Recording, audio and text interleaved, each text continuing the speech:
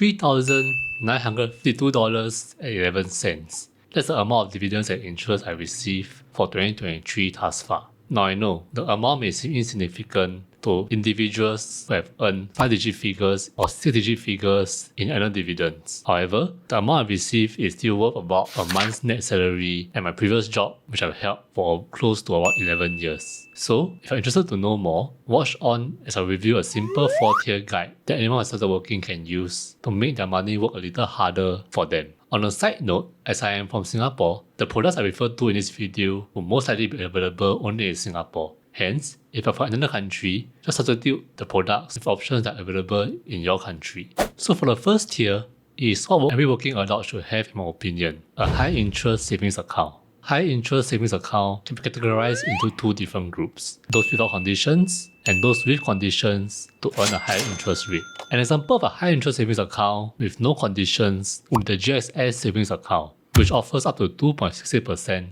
per annum. However, slots for new accounts are full as of now. An alternative would be Mari savings account, which offers you 2.5% per annum. Interest for both of these accounts are compounded daily, hence, you will be earning slightly more than the advertised returns. Moving on to high interest savings accounts with conditions, an example of such an account would be the UOB1 account. Currently, the UOB1 account allows you to earn up to 5% per annum if you fulfill 3 conditions. Number 1, spend $500 on specific UOB cards. Number 2, credit your salary into the account.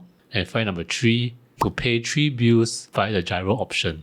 If you prefer an account with much fewer conditions, you can consider the CIMB Fast Saver account, which currently gives you an interest rate of 3.5% per annum. The good thing about this high interest savings account is that the funds of up to $75,000 in such an account will be insured under the SDIC. Thus, you can rest easy knowing that the money is safe and working much harder for you in the background. So, if your account is still heavily associated with this squirrel, perhaps it is time for a change. Moving on to Tier 2, this will be your fixed deposits, Singapore Savings Bond or SSB, and Treasury Bills, or otherwise known as T-bills. I think I don't need to explain fixed deposits much. Basically, you deposit a certain amount of funds with a bank over a period of time, and you will then receive interest after that same period of time. Like high interest savings account, funds in fixed deposits of up to $75,000 are also insured under SDIC. Unlike banks' fixed deposits, SSB and T-bills are not insured under the SDIC. However, they are backed and guaranteed by the Singapore government, which have a AAA credit rating. For the SSB, they are issued monthly with a differing coupon rate. For example, the August issuance had an average return of 2.99% per annum over 10 years, while the September issuance had an average return of 3.06% per annum over 10 years. If you purchase SSB, you will receive a coupon payment once every 6 months. This is why some individuals build an SSB ladder of sorts, where they apply for different tranches of SSB in different months, thus ensuring that they receive an interest payment every month.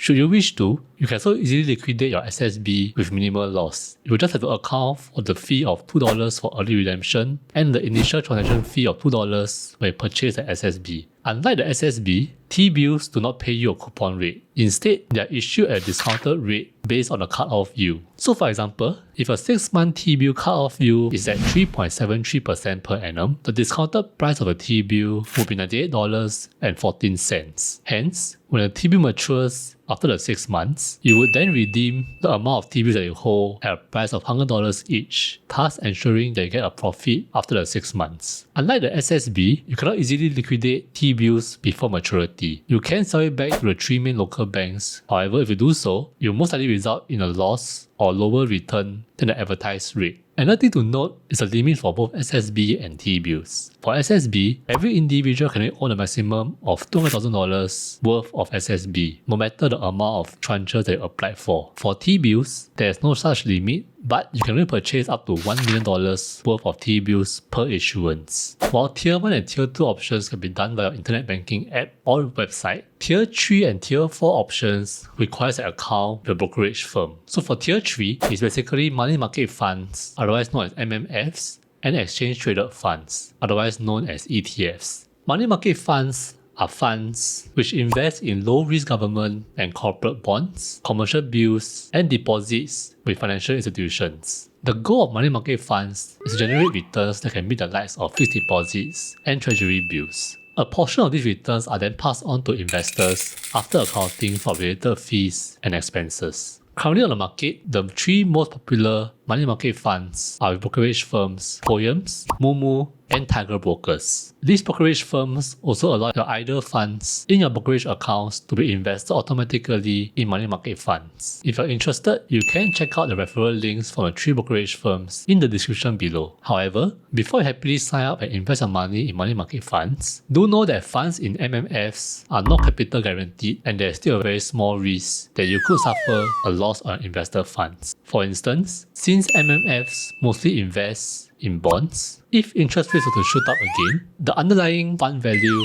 could thus decrease due to the fall in bond prices, which thus negatively affects your investor capital. As compared to MMFs, ETFs are way more volatile and riskier in nature. If you're wondering what ETFs are, they're basically funds which tracks the performance of a basket of stocks, REITs, or bonds. So for example, the SPDR STI ETF tracks the performance of 30 stocks in the Straits Times Index. Currently, there are tons of different ETFs being traded on the market and also offered by financial institutions. However, if you're intending to build a dividend portfolio, your focus will be on ETFs with distributions, meaning that they pay out dividends to their investors. Additionally, take note of the holdings in the respective ETFs and their corresponding proportion. In the case of the SPDR STI ETF, you can see that the three main local banks occupy around 45% of the entire ETF portfolio. This means that the performance of the three local banks have a significant influence on the ETF's performance as a whole. Also, take note of the ETF's total expense ratio, otherwise known as TER. This is the maximum amount of fees that can be deducted from the ETF's total returns. This amount can normally be found in the ETF's product fact sheet or prospectus. So for example, if an ETF return is 4% and its TER is at 1%, you as an investor is effectively receiving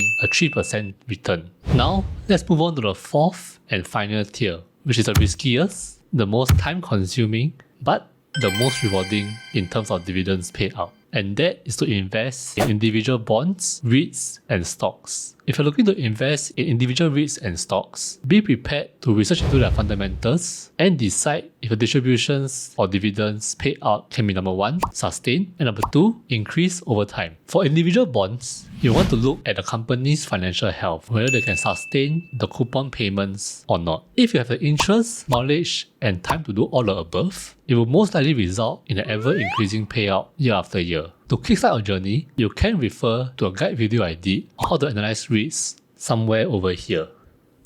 Alternatively, you can also look up online materials or YouTube videos to learn how to research individual REITs, stocks, and bonds. However, do be aware of not to be scammed into purchasing any needless courses. So yup, that is a 4-tier roadmap in my opinion for anyone looking to build their own dividends and interest paying portfolio. At the very least, I think everyone should look at and start off with Tier 1 and Tier 2. They are after all basically risk-free methods to make your money work a little harder for you. After you've gotten more comfortable and knowledgeable, you definitely want to progress to Tier 3. And if you have time, consider going to Tier 4. After all, you can't just rely on Tier 1 and Tier 2 options if you want to build a sizable retirement amount, for the reasons I covered in this video. You can go check it out if you want to. With that, I will see you in the next video. Goodbye.